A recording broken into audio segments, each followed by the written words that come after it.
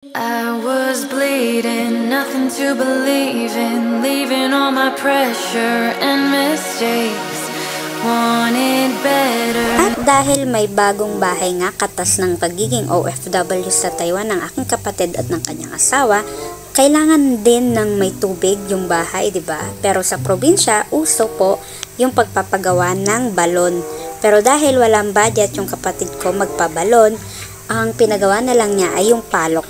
Familiar ba kayo sa palok? Yung parang tutusukin lang yung lupa. Ang tawag yata dun is water drilling system. At ito nga yung itsura nun, yung tutusukin yung lupa and then may lalabas na tubig at i-connect yun sa loob ng bahay para mag-supply ng tubig sa banyo and kung saan-saan pang parte ng bahay. Okay, so magkano nga ba yung nagastos ng kapatid ko at ng kanyang asawa sa pagpapagawa ng ganitong klase ng papatubig sa bahay? At umabot nga daw ng 30,000 mahigit yung nagastos nila sa pagpapagawa ng ganitong klase ng pagpapatubig sa kanilang bahay. Kasama na doon yung labor ng mga gumawa. Parang 16,000 yata yung ginastos or nabayad nila dyan sa mga tao na gumawa. And then aside pa doon yung material. So all in all, umabot siya ng 30,000. Okay, so ganito yan mga kabayan. Ayan, yan yung simula niyan. Tinusok pa lang yung lupa at almost 40 feet nga yung lalim nito. At ito na nga, ayan, nakita nyo na i-connect na nila sa mga tubo and may tumatagas na ring tubig. So yes, after nyan, ang gagawin naman nila, i-connect naman nila doon sa electric pump. At ito na nga mga kabayan, unti-unti na lumilinaw yung tubig. So hintayin yan na luminaw muna yung tubig bago tuluyan i-connect doon sa mga tubo papuntang bahay. So ito na nga, sinimulan na nila yung pagko-connect ng mga tubo ng tubig papunta sa loob ng bahay.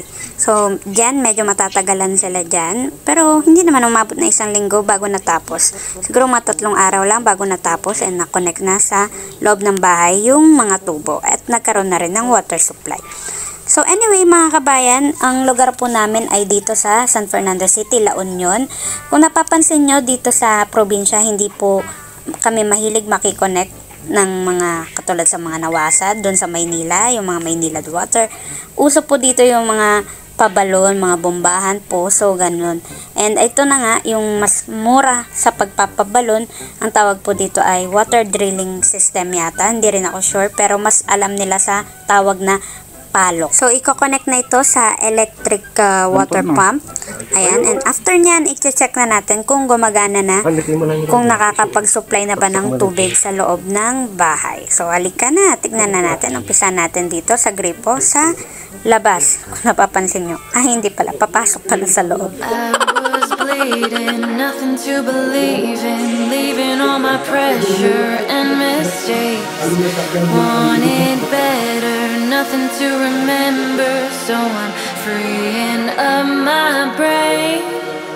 Take me flying, bring me the horizon, float above the world that I'll erase, wipe it clean and feed me dopamine, cause I don't wanna feel my face, cause I need love, breathe. So, check lahat ng mga parte ng bahay na kailangan ng tubig ay meron naman ngang tumatagas na tubig. So, check, okay na okay, ayos na at malinis na yung likod ng bahay nila. So, yun, ready na para tirahan nila. Pero yung kapatid ko nasa Taiwan, hindi niya mauuwian. So, yung anak at yung asawa na lang niya. Or, pwede rin iparenta nila. Pero ang ganda, diba? Ang ganda siya para iparenta. Tirahan muna nila.